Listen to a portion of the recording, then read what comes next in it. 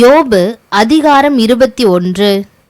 யோபு பிரதியுத்தரமாக, என் வசனத்தை கவனமாய் கேளுங்கள். இது நீங்கள் என்னை தேற்றரவு பண்ணுவது போல இருக்கும். நான் பேசப் போகிறேன், சகித்திருங்கள்.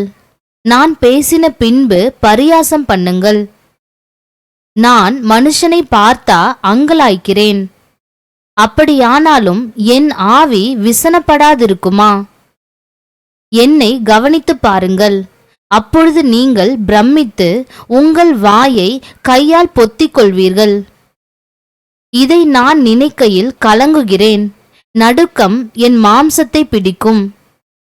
துன்மார்க்கர் ஜீவித்து விருத்தராகி வல்லவராவானேன். அவர்களோடும் கூட அவர்கள் சந்ததியார் அவர்களுக்கு முன்பாகவும் அவர்கள் பிள்ளைகள் அவர்கள் கண்களுக்கு முன்பாகவும் திடப்படுகிறார்கள். அவர்கள் வீடுகள் பயமில்லாமல் பத்திரப்பட்டிருக்கும். தேவனுடைய மிலாறு அவர்கள் மேல் வருகிறதில்லை. அவர்களுடைய எருது பொலிந்தால் வீணாய் போகாது. அவர்களுடைய பசு சினை அழியாமல் இணுகிறது. அவர்கள் தங்கள் குழந்தைகளை ஒரு மந்தையைப் போல வெளியே போக விடுகிறார்கள். அவர்கள் பிள்ளைகள் குதித்து விளையாடுகிறார்கள். அவர்கள் தம்புரையும் சுரமண்டலத்தையும் எடுத்து பாடி கின்னரத்தின் ஓசைக்கு சந்தோஷப்படுகிறார்கள். அவர்கள் செல்வவான்களாய் தங்கள் நாட்களை போக்கி ஒரு கனப்பொழுதிலே பாதாளத்தில் இறங்குகிறார்கள். அவர்கள் தேவனை நோக்கி, எங்களை விட்டு விலகியிரும், உம்முடைய வழிகளை அறிய விரும்போம். சர்வ வல்லவரை நாம் சேவிக்க அவர் யார்? அவரை நோக்கி ஜெபம் பண்ணுவதினால் நமக்கு பிரயோஜனம் என்ன என்கிறார்கள். ஆனாலும் அவர்கள் வாழ்வு அவர்கள் கையில் இராது. துன்மார்க்கரின் ஆலோசனை எனக்கு தூரமாயிருப்பதாக. எத்தனை சடுதியில் துன்மார்க்கரின் விளக்கு அணைந்து போம். அவர் தமது கோபத்தினால் வேதனைகளை பகிர்ந்து கொடுக்கையில் அவர்கள் ஆபத்து அவர்கள் மேல் வரும். அவர்கள் காற்று முகத்தில் இருக்கிற துரும்பை போலவும் பெருங்காற்று பறக்கடிக்கிற பதரை போலவும் இருக்கிறார்கள். தேவன் அவனுடைய அக்கிரமத்தை அவன் பிள்ளைகளுக்கு வைத்து வைக்கிறார். அவன் உணரத்தக்க விதமாய் அதை அவனுக்கு பலிக்க பண்ணுகிறார். அவனுடைய அழிவை அவனுடைய கண்கள் காணும். சர்வ வல்லவருடைய உக்கிரத்தை குடிப்பான். அவன் மாதங்களின் தொகை குறுக்கப்படும்போது அவனுக்கு பிற்பாடு அவன் வீட்டை பற்றி அவனுக்கு இருக்கும் விருப்பம் என்ன? உயர்ந்தோரை நியாயம் தீர்க்கிற தேவனுக்கு அறிவை உணர்த்த யாராலாகும்? ஒருவன் நிர்வாகத்தோடும் சுகத்தோடும் வாழ்ந்து குறையற்ற பலனுள்ளவனாய் சாகிறான். அவனுடைய பால் பாத்திரங்கள் பாலால் நிரம்பி இருக்கிறது. அவன் எலும்புகளில் ஊன் புஷ்டியாயிருக்கிறது. வேறொருவன் ஒரு நாளாவது சந்தோஷத்தோடே சாப்பிடாமல் மனக்லேசத்தோடே சாகிறான். இருவரும் சமமாய் மண்ணிலே படுத்துக் கொள்ளுகிறார்கள். புழுக்கள் அவர்களை மூடும். இதோ நான் உங்கள் நினைவுகளையும் நீங்கள் என்னை பற்றி அநியாயமாய் கொண்டிருக்கும் ஆலோசனைகளையும் அறிவேன். பிரபுவினுடைய வீடு எங்கே? துன்மார்க்கருடைய கூடாரம் எங்கே என்று சொல்லுகிறீர்கள்.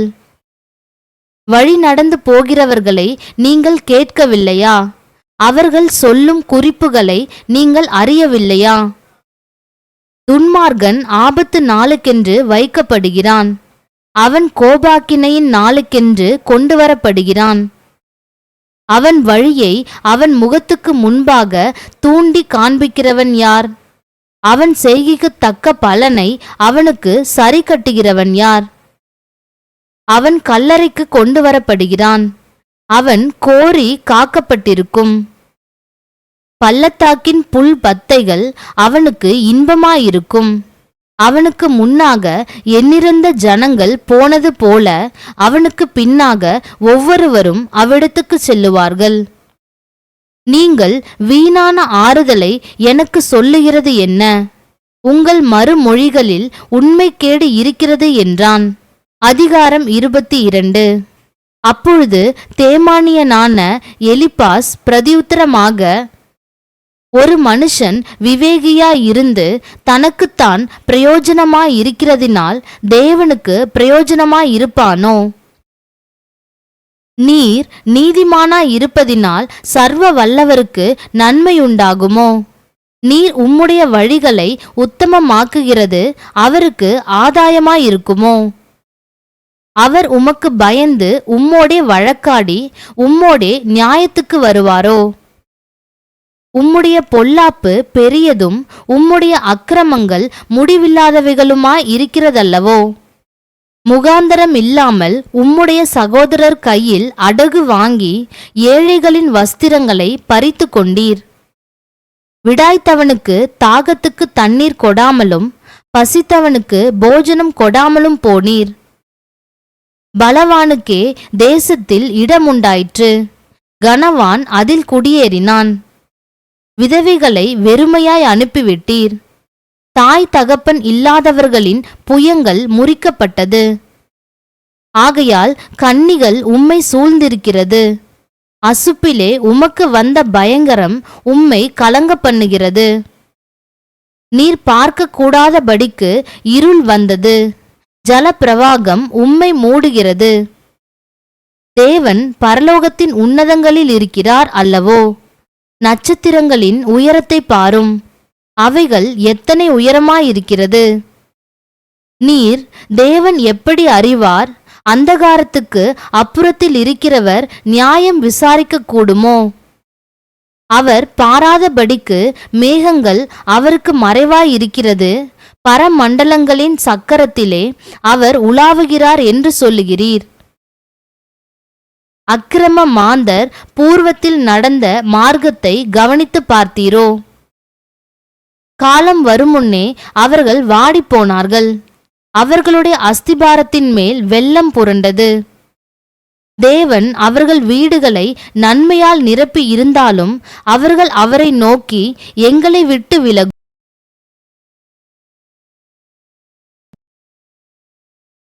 ஆகையால் துன்மார்க்கரின் ஆலோசனை எனக்கு தூரமாயிருப்பதாக. எங்கள் நிலைமை நிர்மூலமாகாமல் அவர்களுக்கு மீதியானதையோ அக்னி பட்சித்ததென்பதை நீதிமான்கள் கண்டு சந்தோஷப்படுகிறார்கள்.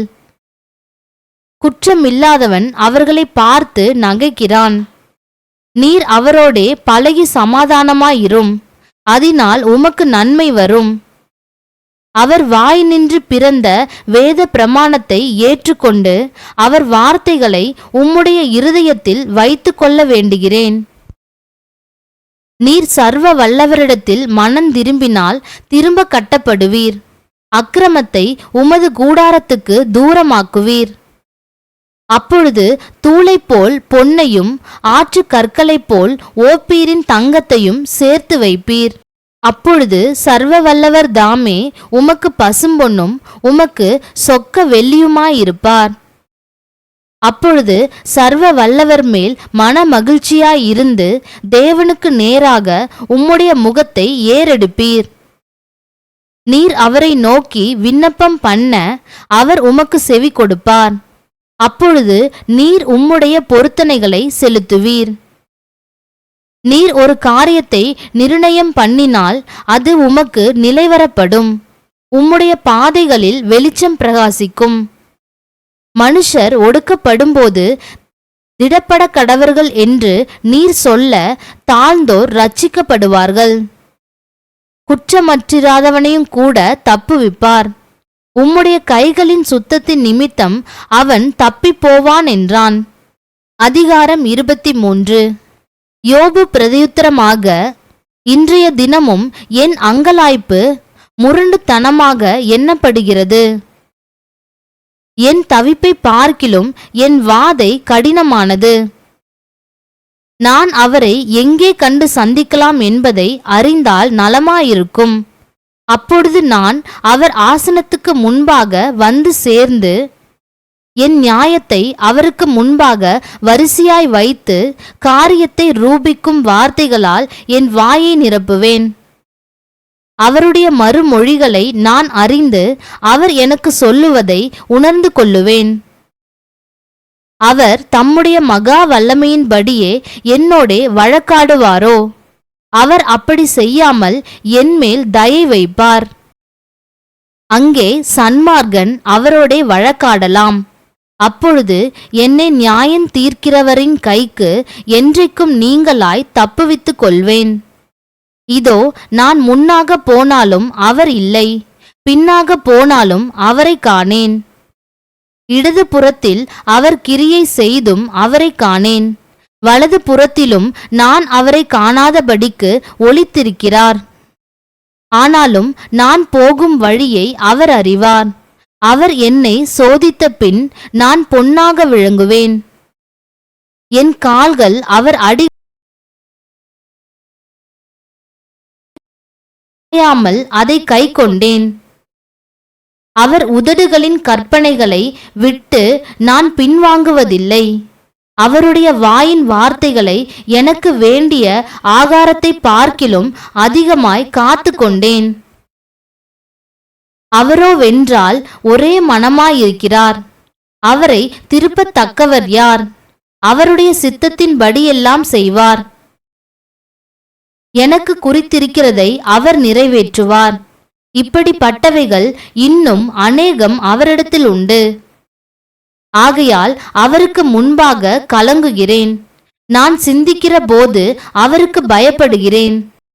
தேவன் என் இருதயத்தை இலக்கரிக்க பண்ணினார். சர்வ வல்லவர் என்னை கலங்க பண்ணினார். அந்தகாரம் வராததற்கு முன்னே நான் சங்கரிக்கப்படாமலும் இருளை அவர் எனக்கு மறைக்காமலும் போனதினால் இப்படி இருக்கிறேன். அதிகாரம் 24. சர்வ வல்லவருக்கு காலங்கள் மறைக்கப்படாதிருக்க அவரை அறிந்தவர்கள் அவர் நியமித்த நாட்களை அறியாதிருக்கிறதென்ன? சிலர் எல்லை குறிப்புகளை ஒற்றி மந்தைகளை பலாத்காரமாய் சாய்த்து கொண்டு போய் பட்சிக்கிறார்கள். தாய் தகப்பன் இல்லாதவர்களின் கழுதையை ஓட்டி கொண்டு போய் விதவையின் மாட்டை ஈடாக எடுத்துக்கொள்ளுகிறார்கள். தேசத்தில் சிறுமைப்பட்டவர்கள் ஏகமாய் ஒளித்து கொள்ளத்தக்கதாக எளிமையானவர்களை வழியை விட்டு விலக்குகிறார்கள்.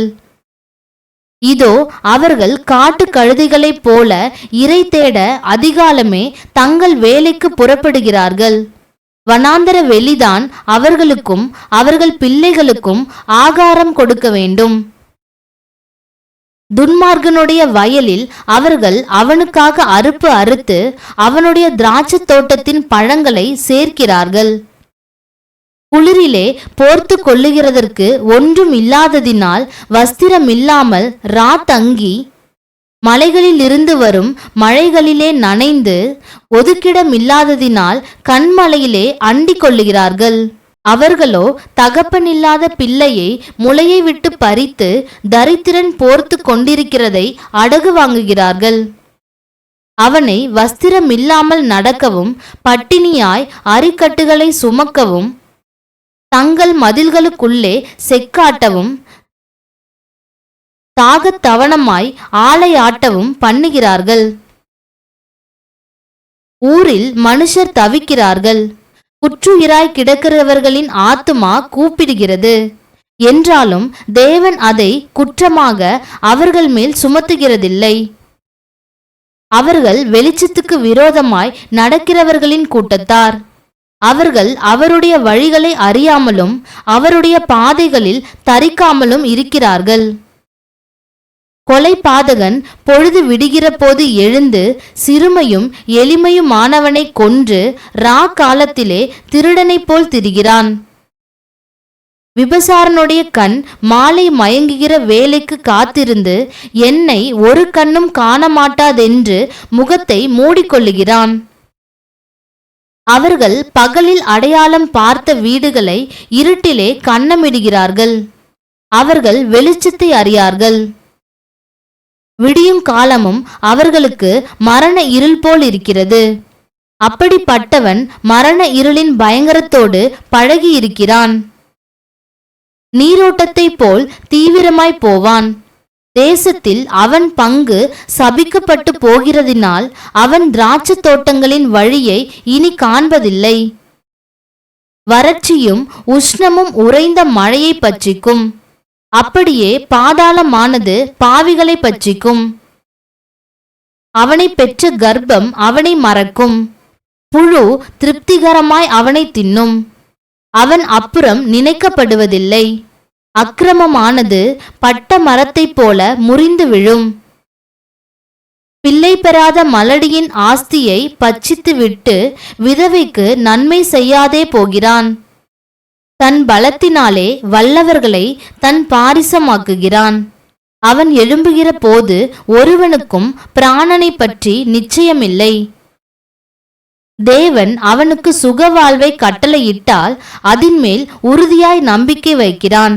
ஆனாலும் அவருடைய கண்கள் அப்படிப்பட்டவர்களின் வழிகளுக்கு விரோதமாயிருக்கிறது. அவர்கள் கொஞ்ச காலம் உயர்ந்திருந்து காணாமற் போய் தாழ்த்தப்பட்டு மற்ற எல்லாரைப் போலும் அடக்கப்படுகிறார்கள். கதிர்களின் நுனியைப் போல அறுக்கப்படுகிறார்கள். அப்படி இல்லை என்று என்னை பொய்யனாக்கி என் வார்த்தைகளை வியர்த்தமாக்கத்தக்கவன் யார் என்றான். அதிகாரம் 25. அப்பொழுது சூகியனான பில்தாத் பிரதியுத்தரமாக, அதிகாரமும் பயங்கரமும் அவரிடத்தில் இருக்கிறது. அவர் தமது உன்னதமான ஸ்தலங்களில் சமாதானத்தை உண்டாக்குகிறார். அவருடைய சேனைகளுக்கு தொகையுண்டோ? அவருடைய வெளிச்சம் யார் மேல் உதிக்காமல் இருக்கிறது? இப்படி இருக்க மனுஷன் தேவனுக்கு முன்பாக நீதிமானாய் இருப்பது எப்படி? ஸ்திரீயினிடத்தில் பிறந்தவன் சுத்தமாய் இருப்பது எப்படி? சந்திரனை அண்ணாந்து பாரும், அதுவும் பிரகாசியாமல் இருக்கிறது. நட்சத்திரங்களும் அவர் பார்வைக்கு சுத்தமானவைகள் அல்ல.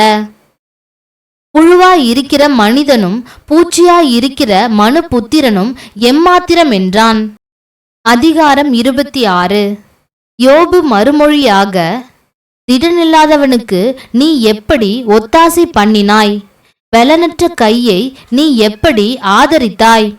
நீ ஞானமில்லாதவனுக்கு எப்படி உசாவு துணையாயிருந்து மெய்ப்பொருளை குறைவர அறிவித்தாய்? யாருக்கு அறிவை போதித்தாய்? உன்னிடத்திலிருந்து புறப்பட்ட ஆவி யாருடையது? ஜலத்தின் கீழ் மடிந்தவர்களுக்கும் அவர்களோடே தங்குகிறவர்களுக்கும் தத்தளிப்பு உண்டு. அவருக்கு முன்பாக பாதாளம் வெளியாய் திறந்திருக்கிறது, நரகம் மூடப்படாதிருக்கிறது. அவர் உத்தர மண்டலத்தை வெட்ட வெளியிலே விரித்து பூமியை அந்தரத்திலே தொங்க வைக்கிறார். அவர் தண்ணீர்களை தம்முடைய கார்மேகங்களில் கட்டி வைக்கிறார். அதன் பாரத்தினால் மேகம் கிழிகிறதில்லை. அவர் தமது சிங்காசனம் நிற்கும் ஆகாசத்தை ஸ்திரப்படுத்தி அதின்மேல் தமது மேகத்தை விரிக்கிறார். அவர் தண்ணீர்கள் மேல் சக்கரவட்டம் தீர்த்தார். வெளிச்சமும் இருளும் முடியும் மட்டும் அப்படியே இருக்கும். அவருடைய கண்டிதத்தால் வானத்தின் தூண்கள் அதிர்ந்து தத்தளிக்கும். அவர் தமது வல்லமையினால் சமுத்திர கொந்தளிப்பை அமர பண்ணி தமது ஞானத்தினால் அதன் மூர்க்கத்தை அடக்குகிறார். தமது ஆவியினால் வானத்தை அலங்கரித்தார். அவருடைய கரம் நெளிவான சர்ப்ப நட்சத்திரத்தை உருவாக்கிற்று. இதோ இவைகள் அவருடைய கிரியையில் கடைக்கோடியானவைகள். அவரை குறித்து நாங்கள் கேட்டது எவ்வளவு கொஞ்சம். அவருடைய வல்லமையின் இடி முழக்கத்தை அறிந்தவன் யார் என்றான்.